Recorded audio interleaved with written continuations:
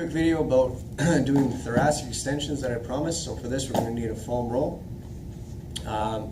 If you find that your upper back is fairly stiff, you can also use a towel and just kind of roll it up real nice and tight.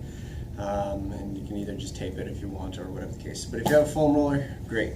So the reason why we need to do this, if I have a very rounded upper spine, right, everything's going to be coming forward. So it's going to be very difficult for me to try to reach, do anything, because if we're working a lot in these positions, right, the body gets used to this. So whatever you habitually do, that's what your body's going to basically respond to and keep that as the norm. So if this becomes the norm, we're going to have to lift the head if we're working on the computer. Everything here starts tightening up, and then we start getting a lot of the issues when you're trying to reach overhead and stuff like that. So if I'm in this position versus this one, my shoulder is right now, it's not in its natural position, whereas if you're up nice and tall, it's going to be in a better position for you to be able to reach and do anything overhead.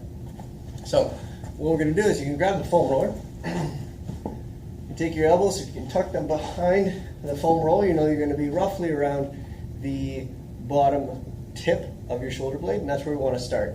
The rib cage stays down, so I don't want this movement to be occurring through this part of your spine. Right? So if you find that, oh, you're throwing yourself all the way back, all that movement's happening here.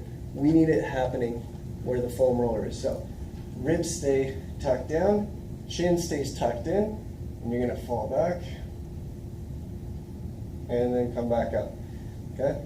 So if you want to figure out kind of where your range is, you can do a few of those, just going through the movement, and then go down to your bottom position and just hang out here. Okay? So your neck is being supported by your hands, and just holding this.